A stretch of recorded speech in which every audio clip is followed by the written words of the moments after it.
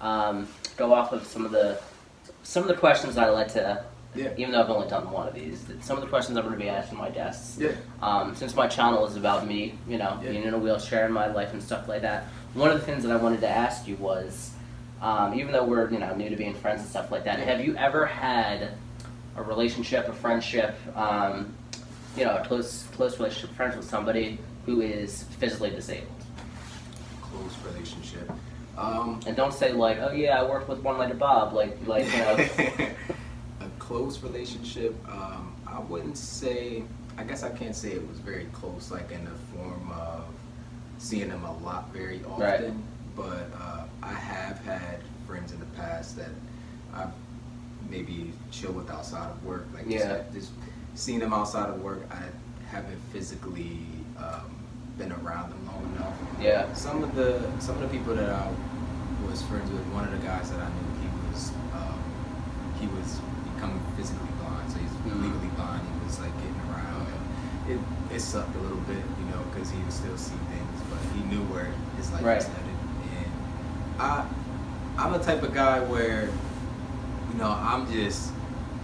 I'm open to so many things. Yeah. I see red is red and blue is blue. Yeah. So those people to me are the same. And What do you mean those people? The guy that's physically blind. Yeah. So to me, I was looking at ways to help him out. Yeah.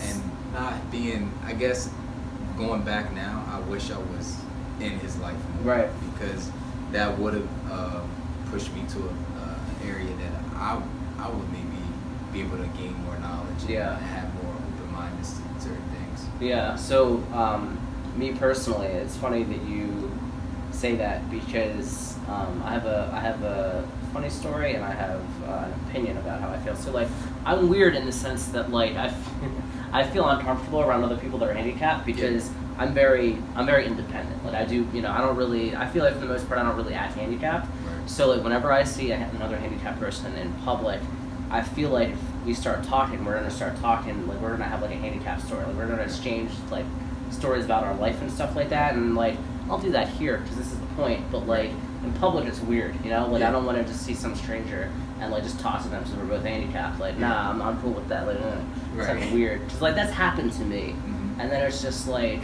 a way to bring down my day. Like so like this happened like recently I met somebody.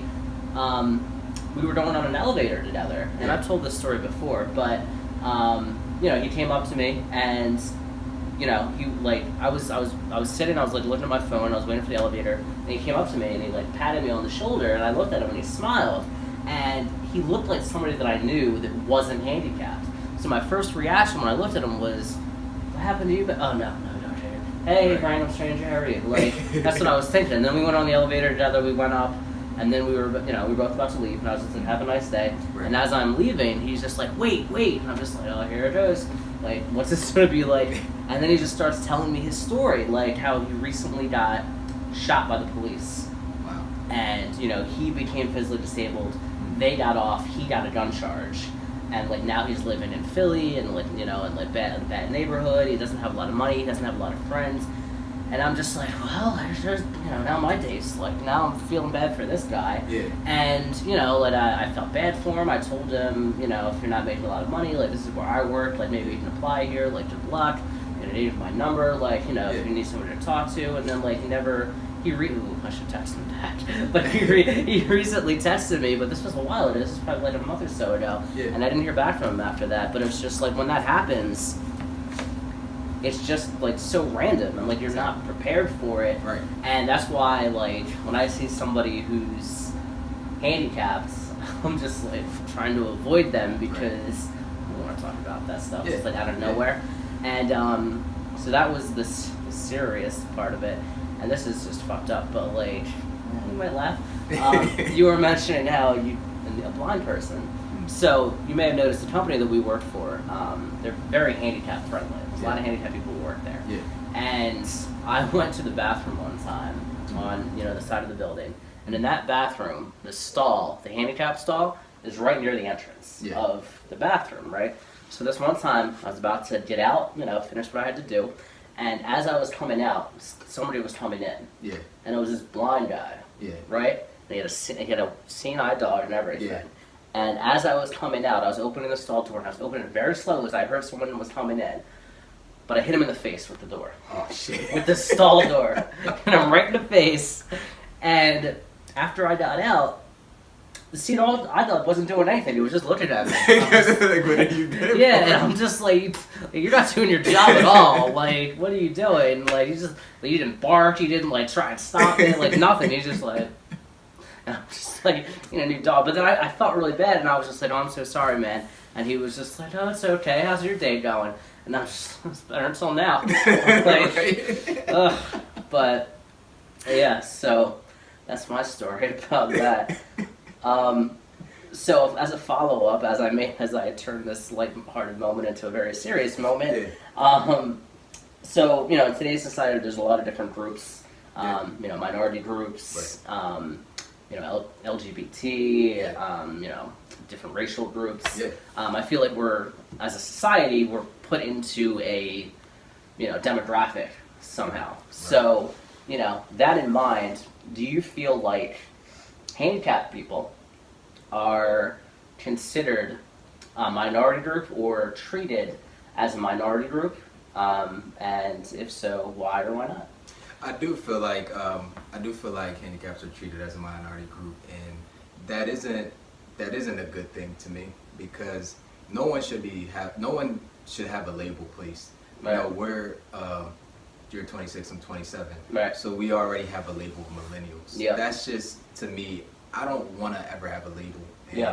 And that's the thing that I don't like about our society is, I feel as though, like you said, you can do a lot of things, and that to me is enough. People don't need to put something on someone just because of whatever is going on. And I hate that about our society, because I've seen so many intelligent people. I see people that could do just enough. And the fact that, we live in a world and just places that people just do that all the time. And it doesn't make a lot of sense to me, because to me, if they're related to, business or whatever it is, I can say I'll hire 20 people that do that same job, and they'll do it 10 times better than that person that you hire and that you don't put a label on, So that to me doesn't, it doesn't sit well with me, and especially in minority too. Minority is something that is very, it's a broad topic, and I think a lot of people now it's getting a lot of exposure, and I don't feed into it, because I try to stay away from them. Let me just not talk about that. Right. But at the same time, it goes back to them placing labels. So it's like, this is a label. I get a label that I'm black. I'm like, okay. Are you? I gotta wake up every day and say, it's like, he's black, guys. I gotta wake up every day and say, I already get that. But, it's like, it isn't well. And I never, I'm the type of guy, and I know people see that, where I don't look at people in any kind of way. I just like, nah, you're you. You are right. who you are, and you're going to be just as great as I am. Yeah. And that's the one thing that I instill into people, that I don't care what people put on you, because you never. If I let people put that label on me and that statistic on me, I would never get to where I have to go. Yeah. So that's the one thing I hate about that, man. Those titles that they place. Yeah. In my last podcast, I asked this question, and my friend, the answer to you was just like, you're a minority in the sense that there's less of you, and I'm just like, well, yeah, that's true. But then, then he understood the question, he elaborated on it, and, for me, I feel like, in that sense, clearly we are a minority group, because there are less handicapped people than not able-bodied people, of course, but, if we're considered a minority group, if we're considered, different than everybody else, we that clearly are. Right. What bothers me is I feel like there's a movement for different people. Exactly. Like for LGBT, they have the ability to now marry, legally. Right. Black people, there's Black Lives Matter. Exactly. I feel like a lot of different groups have their own movement where, more people are now more aware of their struggles and their, the tough parts about their lives. And one thing about disabled people is there isn't one. I don't either there's not a big enough group of people to to spread awareness and stuff like that. Like, I think that's a problem because there's a lot of things that, need to be done that should be done to help, disabled people become equal. Exactly. Like, for example, at our job, there was at one time, I don't remember when this was, but I know it was somewhat recently. They sent out an email about like, come, meet I forgot what the group was, but it was basically like employees with disabilities or something like that. And, in our building, there's 2 floors. It's the bottom floor, top floor. On the top floor, there's stairs going up, like from each side, the top, a little balcony, and then you can go inside. Right. And in the email that sent out, it said, come meet us basically at that balcony. And I remember reading that, and I was like, let's have the handicapped people stop at meet at the top of the stairs. Right. But I'm like, who is organizing this? Yeah, exactly. And I'm just like, this is exactly what I'm talking about. Right. And like recently, now that I've become more serious about doing stuff like that, I was just like, I want to be on this group. Yeah. Like, I think it would be cool. Like, it needs to be taken more seriously. It does. Because it's like, I'm not trying to put like, where we work at like under the bus here, but like, there's a lot of policies and a lot of changes that should be made where people are considered equal. Exactly. Like Exactly. I've talked about this on other podcasts. I've never mentioned the company. I never will, so I love my job. But, like, one of the policies, like, in case there's a fire is, like, for the handicapped people that need assistance, like, a safe in the building is to, like, wait by the stairs and, like, wait to be rescued. Like, so what am I going to do? Just pray? Like, if there's a fire, like, I hope... Stuff's coming down. Yeah, like, that's a great policy. Like, nah. And then, like, so many things like that, like... I don't know, just in general, and like a lot of things, like one of the things I mentioned before is that I don't go to a lot of comedy open mics, just a lot of places aren't accessible. Right. And people think that like the ADA, the Americans with Disabilities Act, covers that, where like everything is accessible, and like no, there's a lot of places that aren't accessible, so it limits you in that way. So, and like, I don't want to say that like other groups don't have real problems or don't have real barriers. Right. But, like, there's a difference between, like, a perceived barrier and an actual physical barrier. Right. Like, I don't know, like, you guys get, like it'll say, like, black people can't, like, find work or something like that. Like, I can't go up steps. Like, like, you might not get hired, but you can still go to the interviews, you can walk up the steps. Like, I can't even go up the steps. So, like, stuff like that. Like, that's the one thing, like, me personally, how I feel about being in a group or a minority group, and like this is something that I should explain to people when, if they say it's not a minority group, I'm gonna be like, well, I disagree. Exactly. So I totally agree with you, man, on that. Yeah, definitely. I appreciate that. So one of the things that you talked about is playing sports, and when you came in, you saw the Phillies game on, and I'm a big sports fan. What's some of the sports that you like? What's some of the sports teams that you follow? Stuff like that. Yeah. So. My team sucks right now. I'm a Bulls fan. I was a big Michael Jordan fan back in the day. He is actually one of my biggest inspirations. When I was younger, it helped me to see, man, he just had perseverance and he just kept pushing through. Yeah. And he's making like tons of money now. I watch basketball. Actually, I was into track. I was a big track runner. Oh, really? Yeah, I loved it from like day one. My dad ran track. It was funny, man. With track, I always played basketball. Yeah. I wanted to play football, but I couldn't because I had asthma. Okay. So when I first was starting out as a young kid, they were like, "No, you can't play football. You have asthma." You can run track. Then I ran track, and that's a funny thing, man, because with asthma, I always thought that I couldn't do things, and my parents limited me because they said, "Oh, you have asthma, you can't." Until I just took the initiative. It was like I picked up a basketball one day. I was like, I don't care what they say anymore. I'm going to play. Yeah. And running track, I thought like, man, I'm going to have asthma attack on this track. Right. And I loved it from day one, man. I love watching track. I love seeing runners just get to those areas where they get their times down.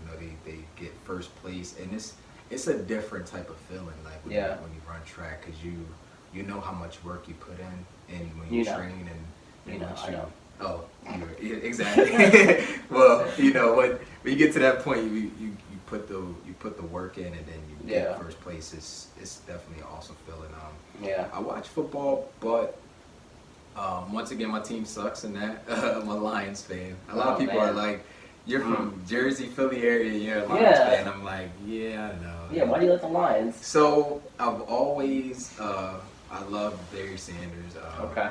That was once again a big inspiration. Like, man, this dude he was just like, man, he's a beast. He's a beast of a running back, and I stuck with them.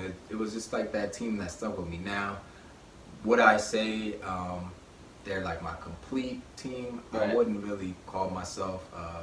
I wouldn't say I'm a diehard because I'm from this area. Right. So my father's from Philadelphia, so I've always liked the Eagles too because I couldn't go to a Detroit game, but when I would, I wouldn't. I don't think I would. Yes. I didn't think I would go to a Bulls game, but last time I went to a Bulls game, the Sixers like trashed them. I was like, really? Yes, thank you. Yeah. So what was that recently?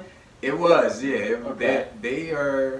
They suck. Like, I don't know what's going on. Because the Sixers are good now, but they used to suck. Yeah. So like, unless it was like this year or last year, they have like it would have been like probably the opposite. Because the Bulls were good a few years they ago. were. They were. Now like their best players is like Zach LaVine. Yeah, and he's just him by himself. Yeah, pretty much. I do love the Sixers too, man. I love watching. I love Philly sports. I feel like when you're from this area, it's hard not to like Philly sports. Everybody's like diehard fans. You know, with the Eagles, the Sixers is great games, and it's just the city of brotherly love. It really is, and even down to the Phillies, man. And I haven't been a big baseball fan, but when I started to watch it, I was like, yeah. And then one of the things that I'm definitely going to do, I don't know much about hockey, but I seen those games and I was like, yo, I gotta go to a Flyers game. I was like, I'm gonna be honest. I didn't think you knew anything about hockey. I wasn't even mentioning hockey. Like there's one black guy in the whole NHL, and he's on the Flyers. Like there's one black guy, so I'm just like, he doesn't know anything about hockey. I'm not even trying to mention hockey. You know what's funny? I met him. Simmons? Yeah, wow. I met him at when I was working for a company for phones, and I actually set up his phone and stuff. And I didn't, and that's what actually made me intrigued. Because I was like, Did you play hockey? I was like, what? And he's like, yeah, man, you know, I'm from this country, at this. And I was like, yo, dude, that's dope. Controversy Canadian, right? Yeah, and he's like, he was telling me how he's from Canada. His girlfriend's from Canada. She's like, she's gorgeous. I was like trying not to sound like, so you know your phone. And I'm looking at his girlfriend like, I mean your phone. But man, he was a dope dude, man. And that's what made me more so want to go to a game, because he was just telling me like the things that go on, and then like the intensity, and I'm like, man, dude, and you driving this like expensive ass car. It's funny because like out of the four major sports, hockey players get paid the least. Right. But still, it's like $1 million, like $2 million. Like he's a good player too, so he's got 3 maybe. Like that's still enough. Man, he was one of the most humble guys I ever met, man. That's what had me. He came in, man, like a regular guy, and that's why I would have never known. Yeah. And especially me not knowing much about hockey, I'm like, who is it? And he's like, I play hockey. And everyone around the store is like, no, he's this person. I'm like, okay. Everybody's like, no, you don't know who he is. Like, he's so I'm like, deal. and that's what he said to me. He was like, man, I'm glad I got you, because it's hard going places because people are always. And I'm like, well, you ain't gotta worry about that with me, man, because I know like this much about hockey. He's like, all right, cool. But then he's telling me about it, I'm like, yo, man, this dude is dope. Yeah, we should go to a game sometime. Definitely. Because I'm disappointed. Like now I'm definitely not going to go. So they just made the playoffs today. But yeah, what's cool with me is like I'm disappointed that I haven't gone to a game all year this year, because I think I went to 2. I went to 2 with Matt last year. Yeah. And for me, like this, I don't want to say this is a con, but this is just the way it works. Like when I go to sporting events in Philly at the Wells Fargo Center, I buy like the cheapest ticket online. I should do this as a video, but I buy the cheapest ticket on like one of the sites like StubHub or something like that. And then they don't sell accessible seats on there, so then I have to go to the box office, and then as long as I get there early, they swap me out for accessible seats, and they know me, so I do this all the time. And like it's down low, like it's like me and Matt went to a Sixers game and we paid $14, and we were sitting at like 100 level, like center court, like really low, because there's only a certain amount of handicap sections in a stadium. Right. And like some have more than others, but like Wells Fargo Center, there's like 4. Like I think there's like 2 or 3 on the lower level, 4 or 5. There's like 2 or 3 on the lower level, and then there's like 2 on the upper level. Mm-hmm. And then what's funny is if they run out of seats, Mm-hmm. they put you in a box. So there's times where they've sold out of all the accessible seats, so they put you in a club box. Wow. So, you know, I mean, I don't want to say that it's a con, it's just the way it is, and it's a cool thing, like, you know, paying $28 for 2 tickets and sitting low, sitting center court, so. That's definitely dope. Yeah. So especially seeing the 6, man, I'm down for that. Or Phillies game. Yeah. Phillies game is different because there's more accessible seats, so you get what you paid for. Yeah. But, yeah. Both sports, though, are, you know, and like I was saying, man, just the fan base, and I'm sure, you know, you see it a lot, is you don't even have to know much about the sport. It's just the intensity from the games and just seeing how hard the fans go. It's like, what's not to like about this place? Exactly. You know? That's what I love about Philly fans, is they just bring it every Exactly. time. There's no other place, no other, I feel there's no other state that can go as hard as Philly fans can go. Yeah, I agree. So yeah, last few questions as we wind down. Before we go back to the card, we were talking a little bit about this, but you know, one thing everybody you know can relate to is music and movies. We were talking a little bit about that. Yeah. So what's like who's some of your favorite you know artists, styles of music, and then like favorite movies or TV shows? So right now, my favorite rap artist, Kendrick Lamar. Okay. I love Kendrick, man. He's just very poetic. Similar to me, I like to write poetry, so I love listening to his music because it just gives me inspiration. Yeah. Also, J. Cole, he's another rapper I love. Down to earth dude, kind of.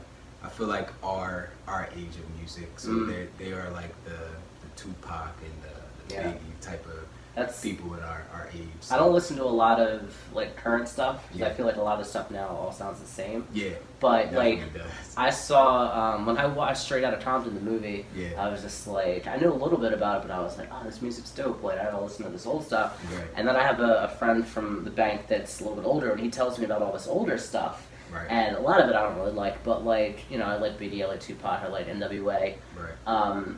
Somebody that I like now is do you know Childish Gambino? Yes. Yeah. Man, I love Childish Gambino, man. He is just as a person. Yeah. The fact that I'm you a can. big fan of Donald Glover in general. Yeah, that's what I was going to say. I don't even call him Donald Glover. Yeah, Donald Glover. Yeah, that's how I know him. And then I love this dude, man. He's just being an actor and just going to film and, you know, doing the shows that he does and Atlanta's Comedy Central and now Atlanta, man. That shows us something else. But he's the type of artist he is, man. That's the type of people I love. It's like pure souls, just from the heart. They can sing, and he's sing, rap. He's like, what skill do you put him on? You know? Yeah, he does everything. Like he's a writer, he's an actor, he's a producer, he's a director.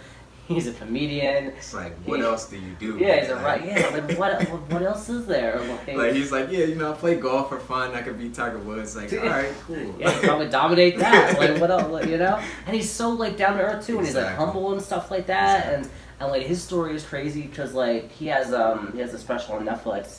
I saw it way long time ago. Right. And you know he talks about like growing up in a but he was adopted, I think, and he had all these like brothers and sisters and stuff like that. And he was talking about that, and like that's the thing about comedy is just like you can learn about somebody based off their comedy. Just a lot of it is based off of your life, just telling stories and stuff like that.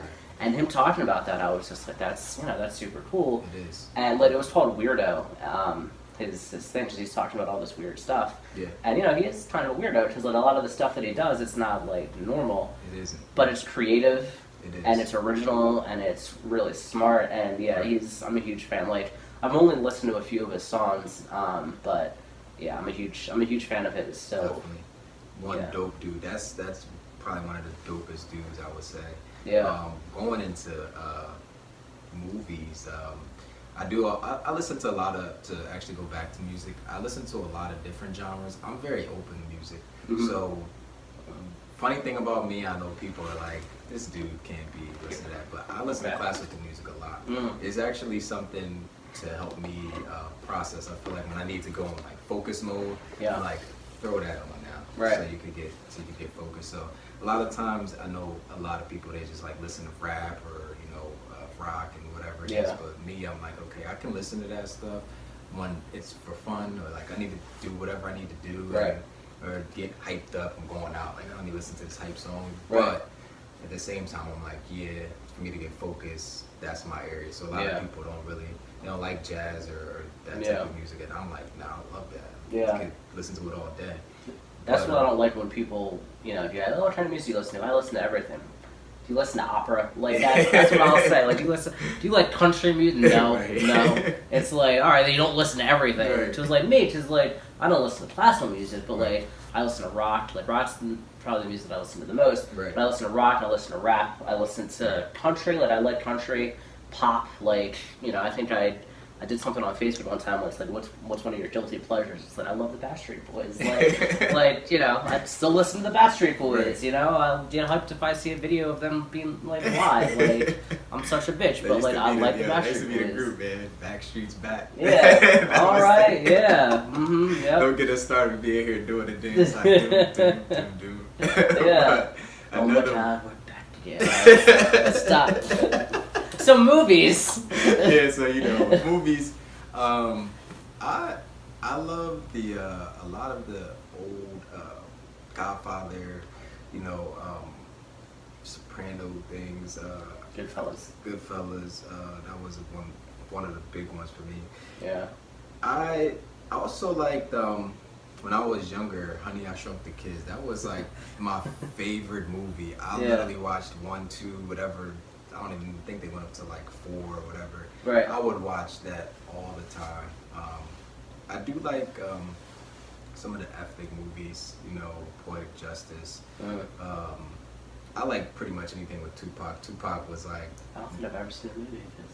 Tupac, man, he was my man growing up. Yeah, he had that. He had a lot of things that kind of certain movies I didn't like to watch because I just the distinction that they were getting out of it, and I try to stay away from that. Yeah. But It's stereotype shit. exactly. Yeah. And the one thing with movies, it was funny. My parents were like big movie buffs, and I think that I like to watch them, but I didn't like it that much because I seen it as like a family thing, and then it started when I got older. I started to dislike it because that's something we did as a family. Yeah. So then I was like, I don't watch this. Or I see like pretty good movies like families, but Yeah. I would say with instead of movies, I did like TV shows. So Martin was like my favorite. yeah. And I love Martin. Actually, it was a show. It was like a cartoon, but they called it the PJs. I don't know if you remember that. It was kind of a pretty funny show. Right. But I forget who was the voice on that, but he was real funny on that. What else was it? Family Matters. Fresh Prince, of course. It's Yeah. like, man, that's top 5, man, definitely. So it's funny, like old school like shows. Knowing my dad now, like my dad, let's just say that, like his political views and the way that he acts and like stuff like that. It's not. We'll just say it's not popular. It's not normal. And it's like I only say that because like now I'm so surprised that he likes this show. But one of the shows that my dad's white. One of the shows that my dad told me about that he thought was really good and was really funny from back in the day was Sanford and Son. Have you ever seen Sanford and Son? Yes. Now thinking about it, I'm just like, Dad, you like this show? Like, Right. you thought like me, like yeah, it's hilarious, it's great, but I'm just like, you like this show? Like thinking about it now, I'm just like, how do you like this show? Like it's like that's one of the older shows that I'm surprised that he likes, that he knew about, that he thought was funny, that he told me about when I was older. Right. When it comes to movies, like people make fun of me a lot because I don't know. Like I've seen the movies that we were just talking about, Godfather, Goodfellas. Goodfellas is one of my favorite movies. Right. But like a lot of like, I don't want to say classic, but like definitely more well-known movies.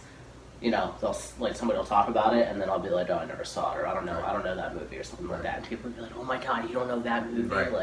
like that. Like one, for example, I like how you call them ethnic movies, but one that I saw recently, which was on Netflix that I never saw before, was Training Day. And when I said that I've never seen Training Day before, people are like, you've never seen Training Day? And I'm just like, my bad, like, I never saw it, sorry. But then I saw it, and I was just like, ooh, this is one of my favorite movies, like, right away. But, I love Training Day, man. That's a really good one. Yeah. Denzel Washington is a great actor to me. He really gets into character. Like, he literally, like, eats, sleeps, shits, whoever the person is. It's crazy. Yeah, he's probably one of the best. I would definitely agree. I definitely would. I think that goes back to just, you know, the work he puts in. Is you can tell as an actor he practices a lot and just really loves his craft. Like what you're doing is like you really love what you do. It's so easy to do it because you want to be so great at it. Exactly. So yeah. That's a good thing about it. Settle for nothing less than the best. Exactly. Yeah. So this is similar only in the sense that it's entertainment, but I like to mention this to people. I want to ask this to people that I know that I don't think is a fan. Yeah. Because everybody has an opinion about this as well, whether they like it or not. But I'm a wrestling fan, right? Yeah. This is WrestleMania weekend. Tomorrow is WrestleMania. Yeah. So I'm asking this. Are you a wrestling fan? I'm assuming that you're not. If you're not, what do you think about wrestling? So, it's funny, man. I used to watch wrestling back in the day. Everybody used to. At one Back point. in the day, I was the Rock fan, you know. I would get on, do you smell what the Rock? But I don't know what. Dwayne Johnson now. Right. I don't know. Huge movie star. He just, where did that come from? Like, you would have never thought. But I don't know what got me out of it. I think maybe. Because it sucks. It sucks. Like, I'm not gonna. Like, I'm a huge wrestling fan. But compared to that, like the best time in wrestling, it sucks now. But anyway, go ahead. And I think I wouldn't say it doesn't catch my attention now for me to just like sit down and watch. But I can't say that I would turn it off if I was watching it because I used to watch it back in the day. Well, let's turn wrestling on right now. But the concept of it, I think maybe it was the like where it started to go. Yeah. You know, with so many people getting into it. It got unauthentic. I used to play like I forget what the games were. It was on like PlayStation, but there was so many of the wrestling games I would use like Sting and what's the guy's name? I'm gonna say Diablo, but it's probably not. I don't think that's his name. I forget. What do he look like? He had a mask on. Hater? Maybe, yeah. Was he fat? Nah, he wasn't fat. I forget what his name was, but it's so many people, man. I wish, and that's the crazy thing. You know, you used to watch him and you like, I don't even know who that person is, and most of the wrestling fans are like, how you don't know that guy? You gotta remember him, but that's the thing. Like wrestling fans, like real wrestling fans, are like really passionate about it. Right. Like I'm a big wrestling fan, but like I'm not one of those that are gonna like get into a fight with you or about wrestling or something like that. That's like not a fan. Like if they're not a fan, they're not a fan. Whatever. But like I just think it's interesting because like you know I'm planning on having like comedians and like people with. You know, like strong opinions about stuff like this, and I'm waiting for them to be like, I don't like that shit. Like, I'm waiting for someone to just dismiss it completely, and me just be like, all right, well, next question, you know. Like, but yeah, I mean, you know, since it's WrestleMania weekend, tomorrow's WrestleMania, like, I just wanted to ask that question for at least today and whenever if I do another podcast this weekend. Definitely. But yeah, compared to like, it's like you know, like apples and oranges, like totally different now, like now to back then. Right. But yeah, I mean, I'm probably gonna be a fan forever. And my dad's just like, you haven't grown out of that yet. I'm just like, whatever, Dad. So, yeah, the last few things on this card is probably the most important two things that I was really interested in. Yeah. First, talk about business owner. Yeah. So I became a business owner in 2015. One day I was in the cell phone field and I was like, I hate this. I was going to work every day and I was just like, this sucks. I hate doing this. But one of the things that I started to realize was like I help a lot of people out and I can help them out outside of this. Yeah. And I ended up just going home researching. It's like, oh, let me learn how to fix their phones. Yeah. I'm literally doing that at work. I might as well just learn how to do it. So I went home one day. I started researching some things, started looking into business, started getting some topics, started getting some people that I knew to give me information to find out how to like get incorporated and that type of stuff. And then next thing you know, I said to myself, just watched the video and I was like, I'm just gonna win this. Yeah. If anything, the worst I'm gonna do is fail. Right. So I might as well just fail. Yeah. That's kind of like You my should motto. try. Yes. Yeah. I was like, if I fail, I fail forward. And I literally one day watched the video, got a phone, practiced. The first time I did, I was like, this shit sucks. I don't know why I wanted to do this. Yeah. These screws are annoying. Right. And from there, man, I just started making money. I learned how to fix phones, and I was fixing iPhones and marketing myself. And that's actually it was a pretty huge accomplishment for me because my father was technically a business owner because he owned his own truck and he had his own business with driving his own truck. So I've always seen the light, but I've never went in that area because I was like this science guy, and then come to find out I was always this business-minded guy, and that's what helped me to gain more business concepts and then become a marketer and get in that field as well. So from there, I got into what I do now, is transformational speaking. And do you want to shout out the business real quick before you do that? Yeah. That was actually don't do that business anymore. I stopped that, but yeah, sorry. So we'll cut this out. Yeah, sorry for that, but you know, with now I'm just under my name, so if someone wanted to acknowledge me, they could just find me under me. Yeah. But yeah, I stopped that because it was very time consuming. Yeah. I was going to actually go into that. The other reason why I stopped it was because I realized what my gift really was. Yeah. And I was just doing something for money. And I would always encourage anyone to start a business, never do it just for money because you will fail a lot. And I was failing a lot because I was just like, I need to make money, make money. And then I didn't love what I did. And that's why I was hating it. I was hating the screw part. I was hating just being involved with it when I had these other guys that I was talking to, and they're like, oh, I love doing this. Right. How the hell do you love this? Like, I'm like, how do you love this when I'm taking an hour to fix his iPhone and you're just like, oh, this is like this, like Yeah, I'm like, this is not fun. It sucks. So tell me if you need you to fix this. I've never really broken my phone really bad, except this one time. So, I'm friends with this girl who used to live in North Philly. Yeah. And she lived in like an accessible housing place. Mm-hmm. And for those of you who aren't familiar with North Philly, it's not a very nice area. Right. Look, see how you get raised? Not a very good area, right? And she lived in this like high-rise apartment complex. Yeah. And I'm not being racist, but she was the only white person who lived there, right? And she told me, she was just like, out of the two buildings, I'm the only white person here. Right. And I'm just like, are you telling me this, like, just I should be scared for my life? Or like, why are you telling me this? She's just like, I just want to let you know. I'm just like, I hope I make it out alive. So this one time, I was leaving her apartment, and it was daytime, so like I should have not been as freaked out. Right. But like, you know, it was daytime. I was leaving. I had my phone in my hands. And I think I like put it on my lap, or I put it somewhere as I'm rolling out that wasn't a safe place, like it wasn't going to be secure.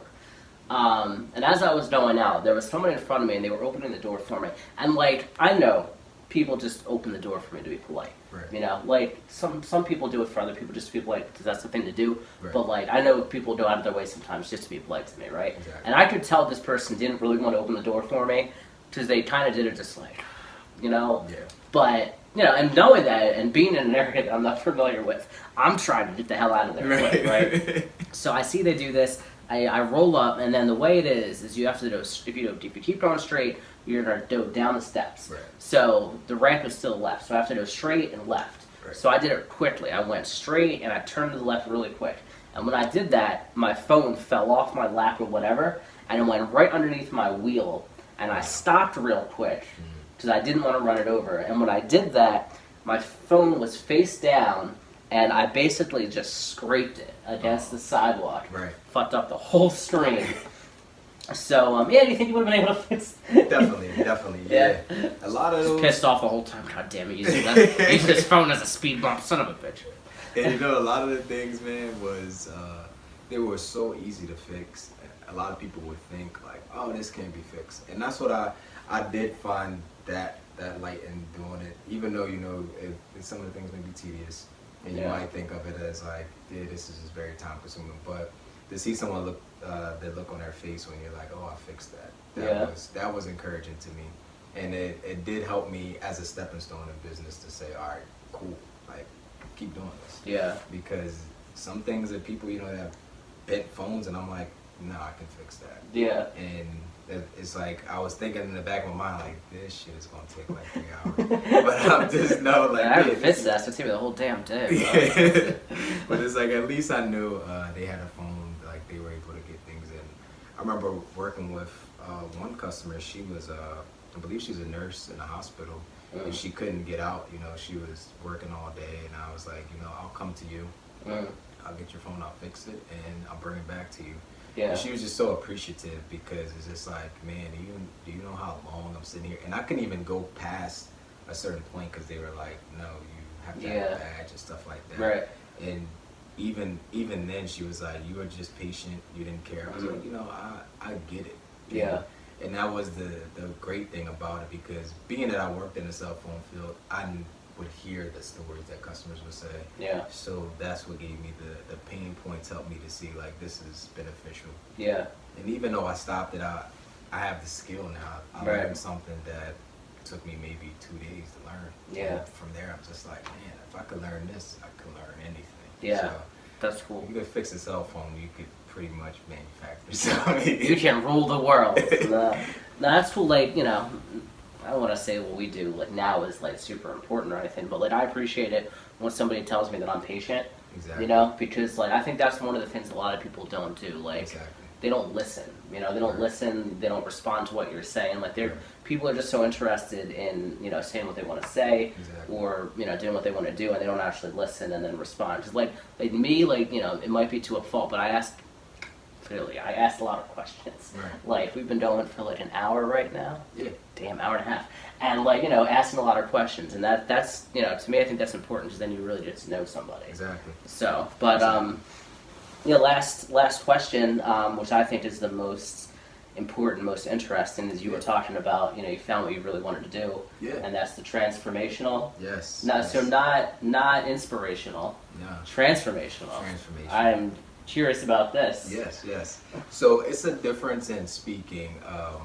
Motivational to me is, you know, you got these people that, let's say, for example, you got a trainer in the gym. Yeah. And he's like, oh, I'm going to get you to where you got to go. And then as soon as you leave the gym, those people are doing the exact same things that he just told them not to do. Yeah. So that's the good thing about knowing the difference between motivation and transformation. Because what I do particularly is I speak to at-risk youth. A lot of young kids that grow up in broken homes, they don't have their father. Right. They may have been adopted. And I'm doing that as a vessel to them, to show them that my story and kind of where I came from. And to be transformational is to change their lives, so for the better, because ultimately I want them to gain success. I want them to get to the point where, you see your dad doing drugs like I did, and you still become successful. You know, you see your dad being an alcoholic, abusive person, and you still be successful. A lot of times the cycle repeats. A lot of people, they'll see, hey, my mom's a drunk, or my mom does drugs, and there, next thing you know, you see those same people. And I've had friends, you know, OD on drugs and things like that, just because of that repeated cycle. And it's hard, but it's good to be in this area, because changing someone's mind and changing someone's life, it puts me in a position to know that what my purpose is far greater than some money, or far greater than you know, a title or an accomplishment. Absolutely. My thing is, I don't care if I touch one person, I'm touching that one person. That one person can touch another person who touches another person. Mm-hmm. So when I leave the earth, I'm like, you know, that guy that the people would talk about and placed in history that, you know, changed so many lives. And that's what it comes down to, man, is the unity and showing people that you're there for them and you can help them through these hard times. Because a lot of things happen and it's hard to process and it's hard to get through, but transforming you is ultimately what is going to get you to that point. Yeah. And I love it, man. I can't take it away for the life of me. I mean, mentoring these kids, they're so many different stories and just getting impact and talking to them, and you're just like, wow, you have to deal with that, you know. And that's what helps me not to quit, because I know a kid that's growing up with a parent that's abusive, and I know a kid that, you know, watches his father do drugs and a lot of other different things that go on that's to the point where, you know, you just want change to happen. Yeah. You don't want to see these things go on in the world, and the youth is the future. Mm-hmm. They're going to be the ones building so many things for us. They're going to be the ones that ultimately may be battling against robots for a job. Yeah. And that's the thing that they have to understand. If they don't have love, it's going to be hard for them to get forward. Yeah. And to me, you know, if you have that repeated cycle, then it may be kids that may not be able to do anything. They may just grow up and be on the streets or do drugs or, you know, be in jail. Yeah. And I can't see that happen. I look at it now and say, I look at a kid and I let them know, like, man, believe in yourself. Yeah. Because ultimately, when I was younger, I still believed in myself. I still said, you know what, I can do this. Yeah, confidence is key. It definitely is. And I even, you know, I speak life into people. I don't care what they want to do. I always tell people to follow their dreams. And my expectation is far greater than what people think. You know, I tell people, you know, you can do this. I know you said, like, in the beginning, like, I'm not looking for fame, but I'm like, nah, you're gonna be famous. That's how I am. You know, I just know it because it's like I've had so many limited beliefs placed on me, so I say things that I know would happen. Yeah. Because a lot of times people put those limited beliefs on each other because they didn't do it. So they're like, oh no, you can't do this. But I'm like, no, you can do that. Yeah. See, I mean, for me though, I'm like, you know, like humble. You know, just be humble, like, and have that, like, obviously that's the goal. Like, you know, if you're like, I understand what you're saying too. Like, you know, if I can just touch one person, like, they go on to another person. But obviously, the goal is to reach as many people as you can.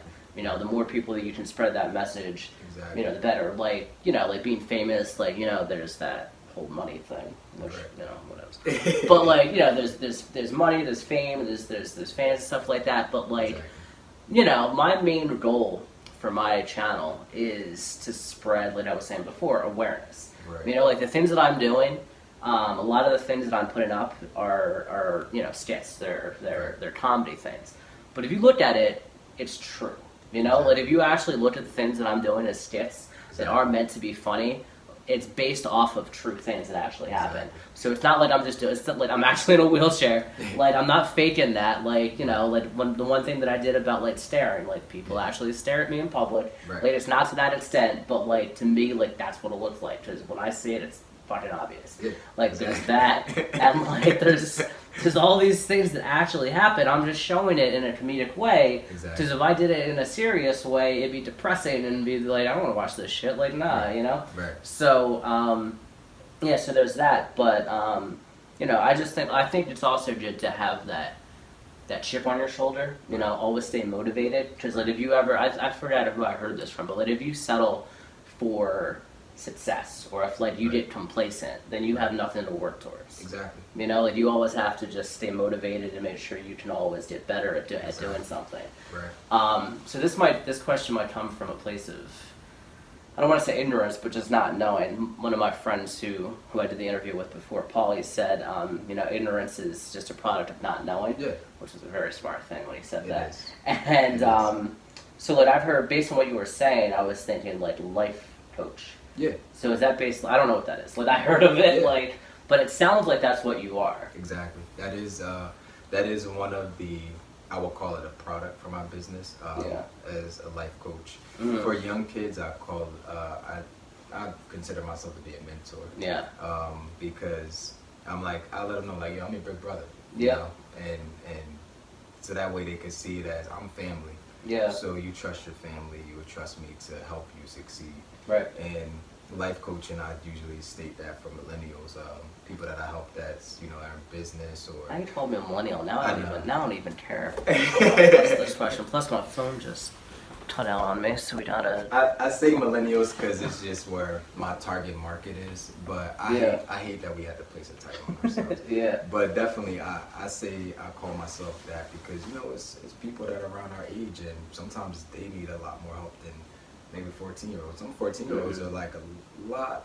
They have a lot going for themselves. Like, like, dude, you're Dean's List. Like, this guy isn't doing much, Right. So it's good to be a life coach because I like to, put myself in their shoes, and I'm very good with connecting with people to kind of bring it all out and then help them out. And that's where a lot of times I think people don't have that option because, your family is great, but sometimes if you go and you tell them about problems, they're just like, why are you complaining? Right. But I'm that guy that's like, no, this could potentially be a problem in the future. So let me help you succeed with this. So what I think is cool that you're doing is like you're saying that you're a big brother, because like, there's people that do motivational speaking, or that they do this. It's not even a mentorship; it's just like a coaching thing where you pay them. And then if you don't pay them, then they're not trying to help you anymore. And it's just like, we don't give a shit. Like, you're just in it for the money, right? And I think that's cool that, you're actually, like you said, you want to be a family and you're actually there for them and stuff like that. There's this show that was on A&E that I watched called Undercover High.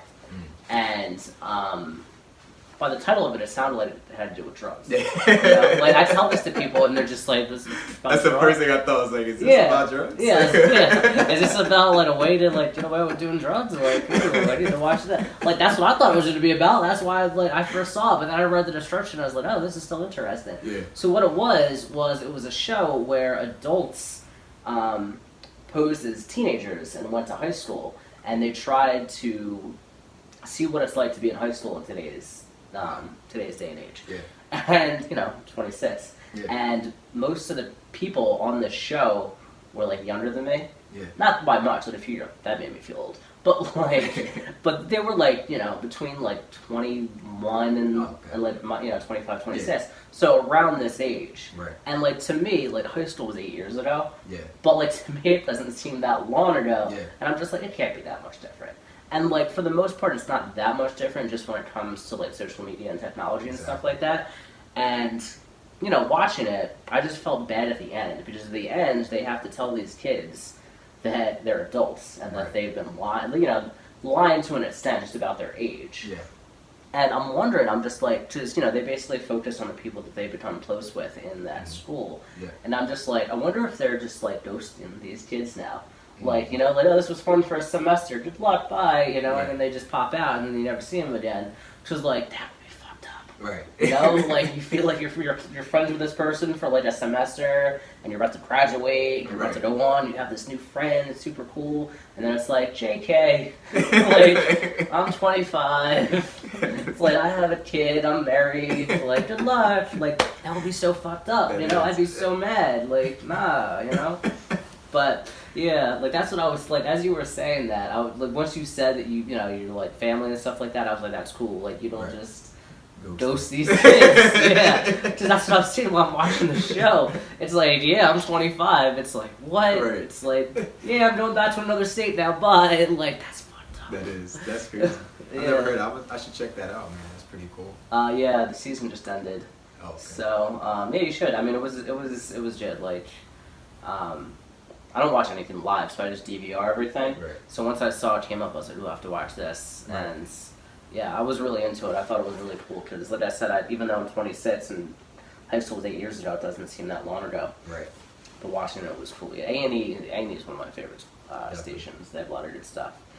Before we end, do you have any social media, any websites, anything you want to shout out? Yeah, so you can follow me on Instagram. It's Queron Truesdale.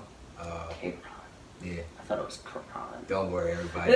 Trust me. I've been hurt so many times, but sometimes my one teacher called me Karen. I was like, oh, that's fucked up. Okay, Karen. Yeah. I just let her do it. I was like, whatever. Yeah. Karen. Also, what does the Q use sound? Qua. Yeah. Going That. through all. Yeah. Elementary school pronunciation. Yeah, like, it was the worst elementary school. It was crayon. Crayon. They used to call me crayon. Like, really? We get messed up, man. Like, yeah. when you have a funny name, it's terrible. So how do you introduce yourself at work? I just tell people call me Q. Just Q? Okay. Yeah, 'cause Do you I'm answer saying Q?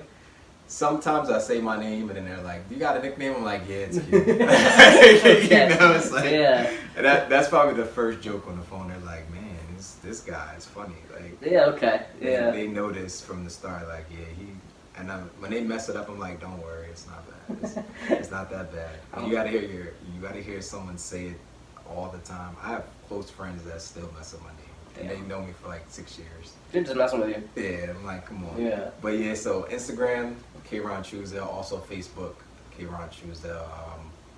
Twitter is at Queron True. Just TRU. So There'll be links in the description too. Yeah. So yeah. Definitely. But I appreciate, man. Yeah, thanks for being here, man, and vibing with you today. Yeah, man. This was definitely awesome. dope. Thanks for coming out. Thank you guys for watching this episode of This Is How We Do It podcast. Please like, share, and subscribe. And until next time. That was awesome. Yeah, that was, man.